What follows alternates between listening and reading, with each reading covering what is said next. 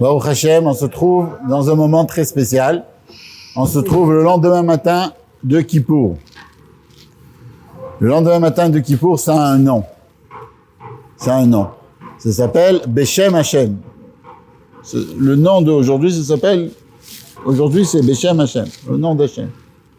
Où c'est qu'on trouve ce nom? Comme ça, le rabbi, il marque. Et pourquoi ça veut dire quoi, Beshem Hashem? Il y en a qui disent, il y a plusieurs explications.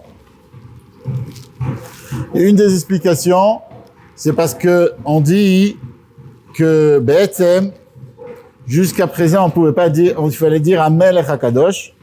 Maintenant, on nomme Hashem, Akel HaKadosh. Pour ça s'appelle. Il y en a qui disent, c'est parce que comme on a dit plusieurs fois, on a dit Hashem o Elohim, Hashem o Elohim. Donc aujourd'hui, maintenant, on est au-dessus de la darga de l'Ifnei Hashem Titar, ça veut dire on est le jour d'Akadosh Baruch Hu, ça veut dire un jour très très très élevé. Et en fait, aujourd'hui, c'est de prendre, la spécialité du jour, c'est de prendre toute la Kedusha qu'on a eue dans Yom Kippour et de la faire descendre ici dans la terre dans un jour qui est Chol, dans un jour qui est comment dire Chol?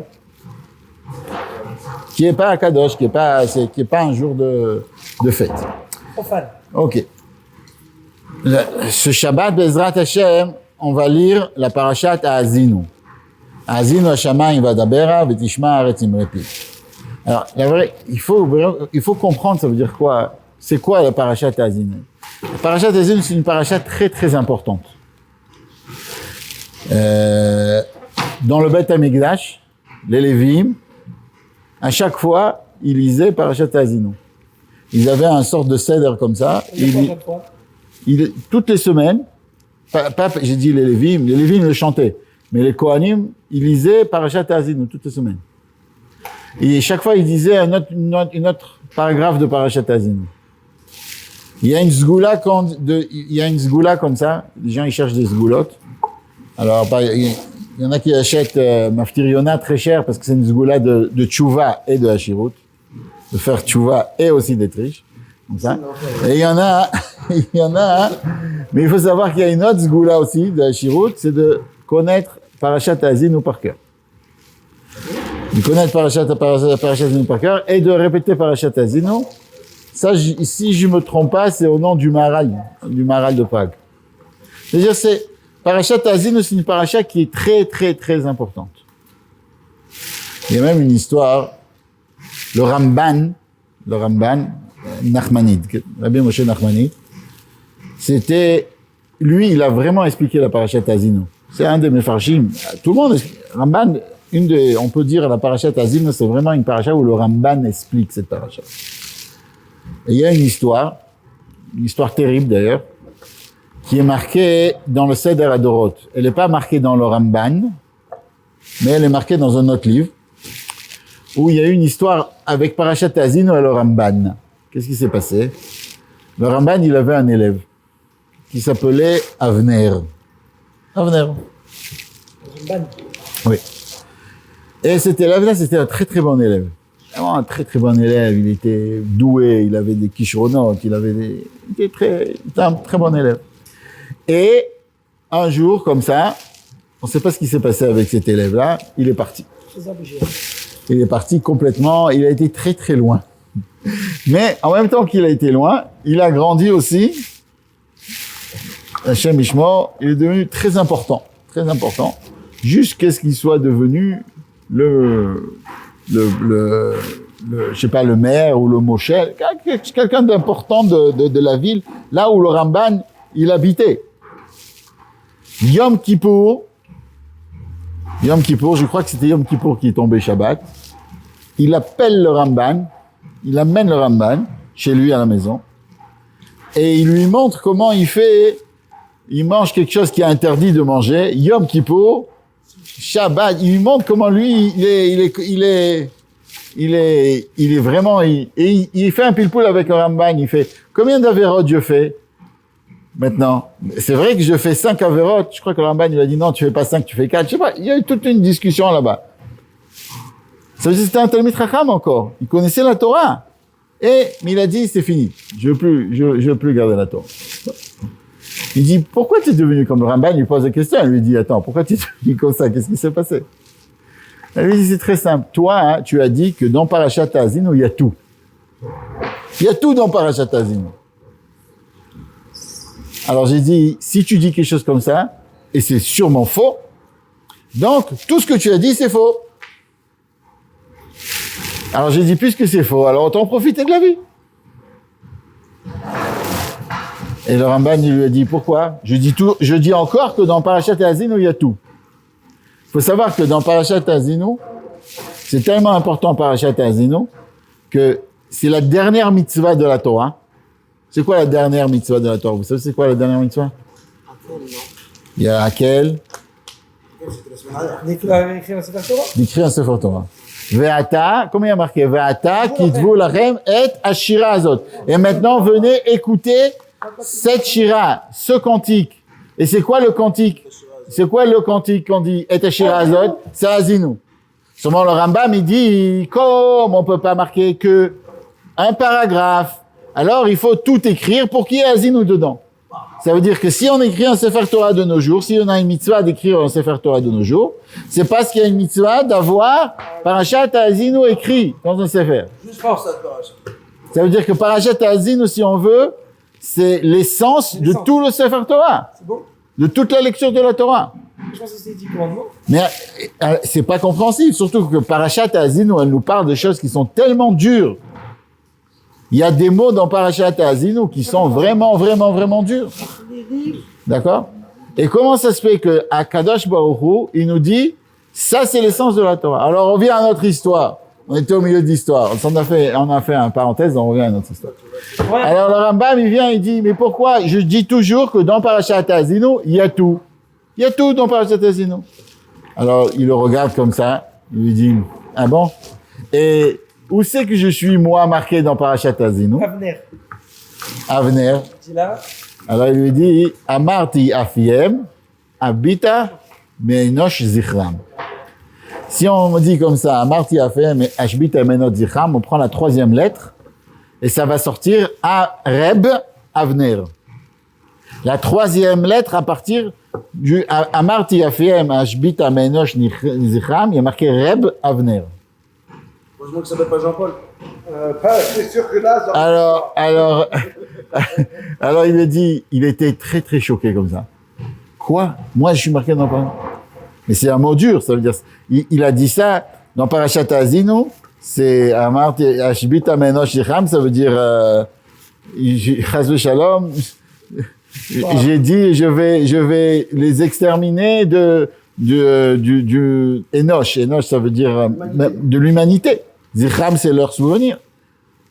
Ashbita, ça veut dire je vais les laisser, qu'il n'y ait plus de souvenirs d'eux. Il était vraiment choqué quand il a entendu ça. Il a rajouté Reb. Oui. Ah, il aurait pu enlever les deux premiers mots. C'était pas dire comme quoi dans la Torah, lui, il est comme arabe. Non, c'est qu'il peut faire tchouva. Il était Reb, il peut encore devenir Reb s'il fait tchouva.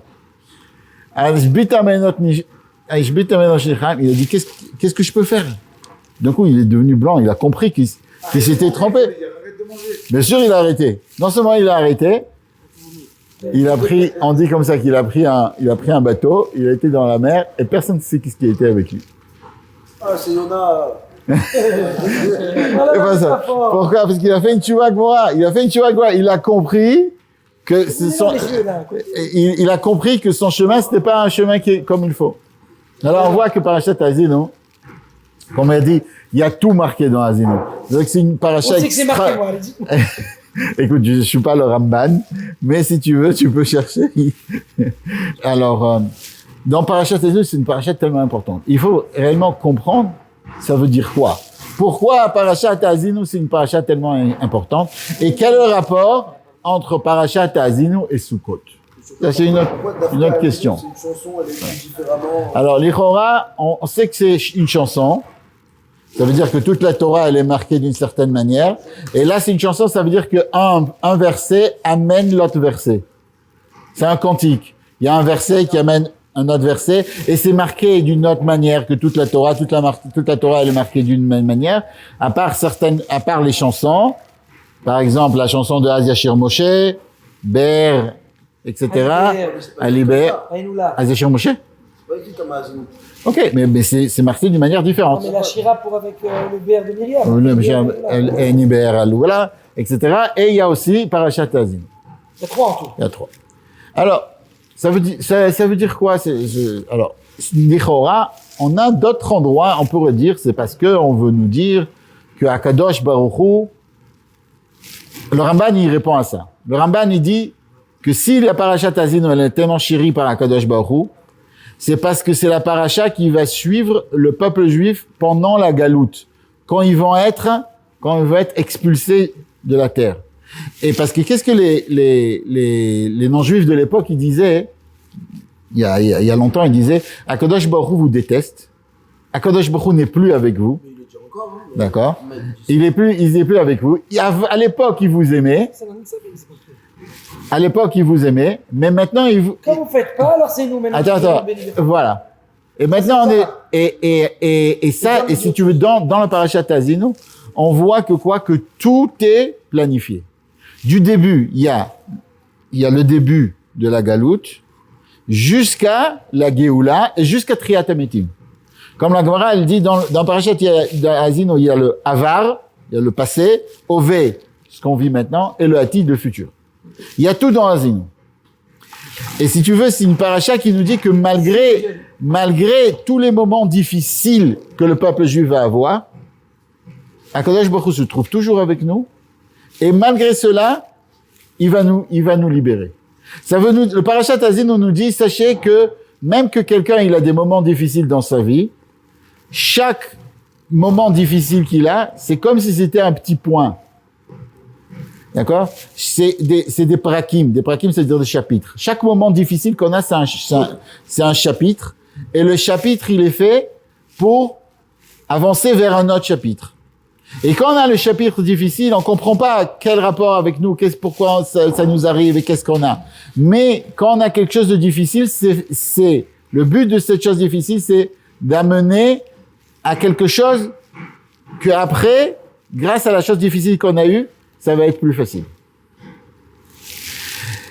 On dit comme ça hein, que il me semble qu'il y avait celui qui a fait Appel ou quelque chose comme ça. Appel, comment il s'appelle? Celui qui a inventé Appel. Hein? Non mais voilà, comme tu as dit. Alors lui, à un moment, il racontait comme ça. Il a raconté comme ça qu'il a eu des moments très difficiles. Très difficile, et il était obligé de faire de la calligraphie.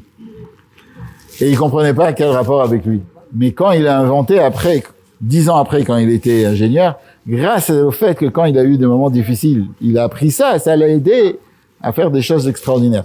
En fait, nous aussi, chaque fois qu'on a quelque chose de difficile, ça c'est ce que Parashat Azinu nous dit. Chaque fois qu'on a quelque chose de difficile, Akadosh Baruch Hu, il se trouve avec nous. Et c'est un petit peu ce qu'on retrouve avec Yosef. Yosef Hatzadik, il a été pris. C'était un enfant qui a été pris. Enfin, c'était un adolescent. 17 ans. Voilà. Qui a été pris par ses frères. Il a été vendu. Quand il a été vendu par une Orchat Ishmaélim. Par des Ishmaélim. Les Ishmaélim, normalement, ils devaient pas avoir. Qu'est-ce qu'il devait porter, les Ishmaélim? Il a été vendu, il a été mis dans un trou. Non, il a été pris par des Ishmaélim. À l'époque, les Ishmaélim, ils avaient surtout du neft, ils avaient surtout du pétrole. Donc, il a été pris, il a été vendu à des Ishmaélim, mais les Ishmaélim n'avaient pas de pétrole. Qu'est-ce qu'ils avaient? Ils avaient du parfum. D'accord? Alors, ça, Rashi, il nous dit que c'est un miracle. C'est un miracle extraordinaire que les Ishmaélim de l'époque, ils avaient du parfum. Parce que Yosef, au lieu d'être porté dans un endroit où ils avaient de mauvaises odeurs, il était avec de la bonne odeur. Alors bon, tous les commentaires, ils se posent la question. Qu'est-ce que ça fait, Yosef, s'il était avec une bonne odeur ou avec une mauvaise odeur? Il était pris. Ses frères, ils l'ont vendu. Ils devraient être tués.